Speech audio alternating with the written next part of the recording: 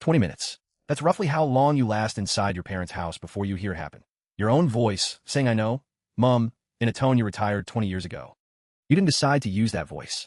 It was just suddenly there, like a coat you were sure you'd thrown out, hanging exactly where you left it. And it isn't just a voice. Watch your body. You're slouching in a way you never slouch anywhere else, and you just sat in your chair at the table. Not a chair, yours. An hour ago, you were an adult in a car, a person with a job and a calendar and opinions people pay for.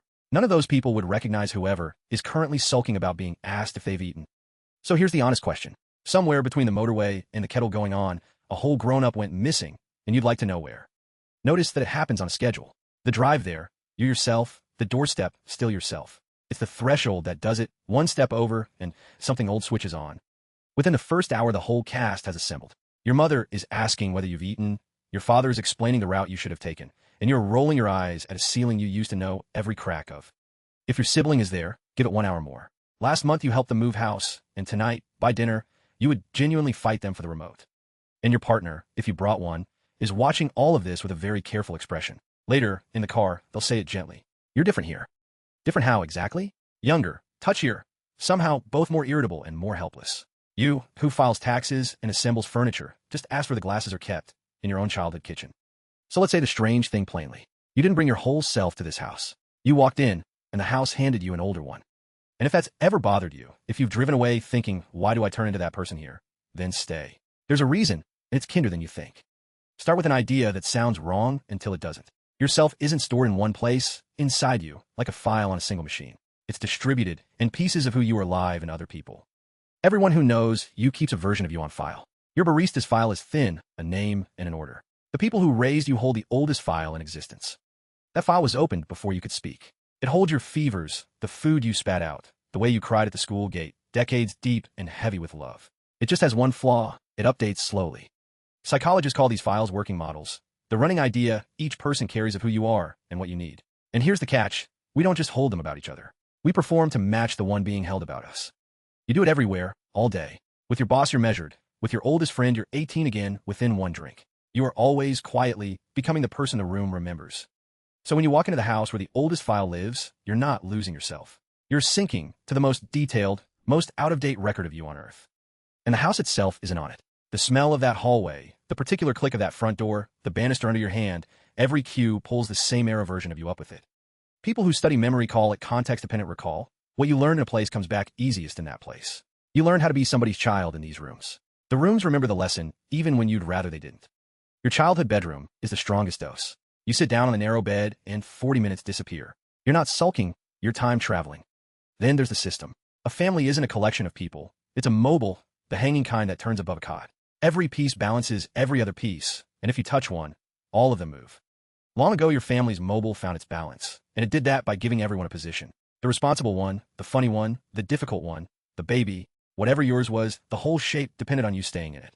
So when you come home, the mobile doesn't ask who you become.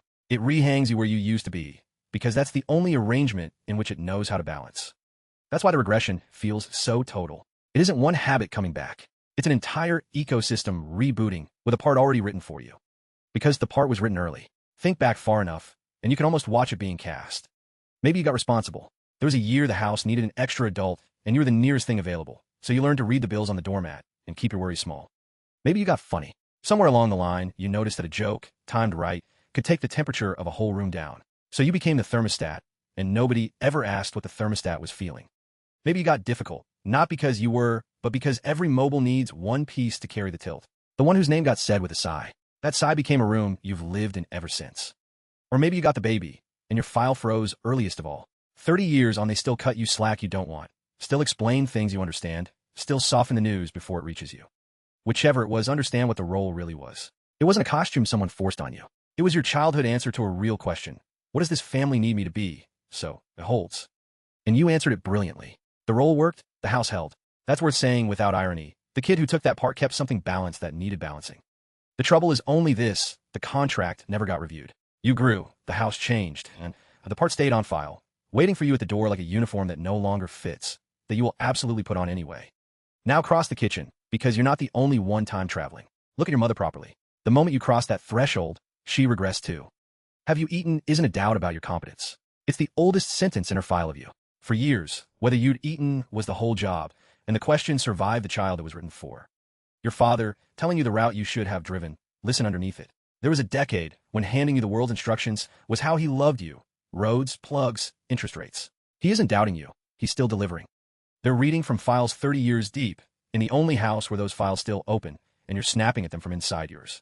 Nobody in this kitchen is doing anything on purpose. The sibling thing is its own physics. You two weren't just raised together, you were calibrated against each other.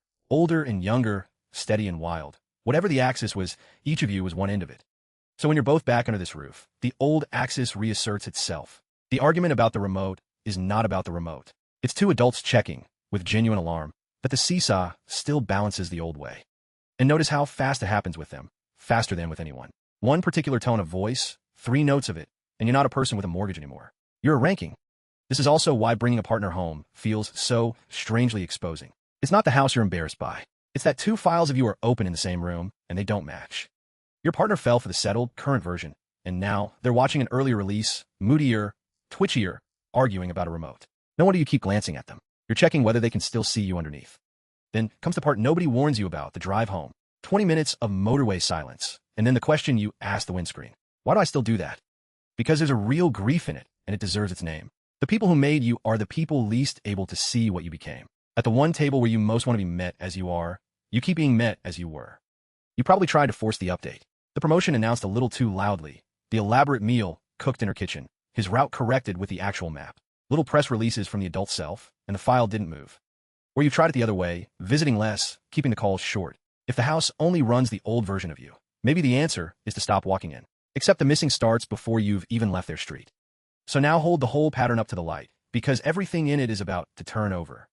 Start here. You only regress where the bond is old. You don't turn 15 at the dentist's. The places that shrink you are the places that have known you longest. So the shrinking isn't evidence that something's wrong with you. It's evidence of tenure. Only the oldest love in your life has clearance to reach the oldest you. And look again at what's underneath the snapping, because it isn't really anger. I know Mom said in that tone is a protest, and every protest has a demand. This one's is, see me now. People who study attachment would recognize the shape instantly. It's a child tugging a sleeve. You don't protest at people whose opinion of you means nothing. The eye roll is proof of stake. And something else is hiding inside the regression, something you'd miss if you only felt the irritation. Ask yourself why you still sleep better in that terrible single bed than almost anywhere else. Because there's a version of the shrinking that isn't lost. Somewhere in that house you set something down, the performance, the competence, the always being the adult in every room. There's exactly one place on earth where being somebody's child is still an available position. Watch yourself accept the plate you didn't ask for, and watch yourself eat it. Some part of you drove 3 hours precisely for this, to be, for one weekend, a person somebody else worries about. That's the two-way truth of it. The house hands you the old role, and part of you reaches for it. Not because you're weak, but because carrying the adult everywhere is heavy, and this is the one cloakroom that takes it. Now, give the questions the same reading. Have you eaten? Is your mother's hand reaching back toward the job of her life? Nobody ever formally told her it was finished. The route advice, the weather warnings, the did you lock the car? Fragments of a job description nobody updated. They're not holding you back, they're holding on. One day, and you know this somewhere you don't visit often, no one anywhere will ask whether you've eaten. The file will close. And the question you rolled your eyes at will be one of the things you'd give years to hear again. That isn't said to make you feel guilty. There's no villain in this kitchen. It's said so you can hear the question in its original language while it's still being asked. So next visit, watch for the moment. The threshold, the coat hooks, the particular click of that door. Feel the old self arrive like weather, and this time just notice it happening. Notice yourself take the chair. Notice the voice arrive in your throat. You don't have to fight any of it. You just get to know what it is now. The house faithfully running the oldest record you it has, because that record is precious to it. And when the 15-year-old voice comes, because it will, you can hear it differently too. That isn't you failing to be an adult. That's the oldest resident of your body waking up in the only house it has ever known. You never actually stopped being your parents' child. That was never one of the options. The only question was whether the child and the adult could learn to sit at that table at the same time. Somewhere in the last few minutes, a specific kitchen showed up behind your eyes, didn't it? A specific voice asking a specific question. Maybe there's a visit on the calendar right now that you've been quietly bracing for. You'll walk in, and the house will hand you the old coat, and some of it you'll put on because it's yours. The voice isn't a failure. The plate isn't an insult. The route advice isn't a verdict. It's an old love, speaking the only dialect it's fluent in. And be gentle with the snapping teenager in your chest, too. All they were ever saying in their clumsy dialect was the same thing the house was saying back. I'm still here, see me, and neither of you is ever asking for anything else.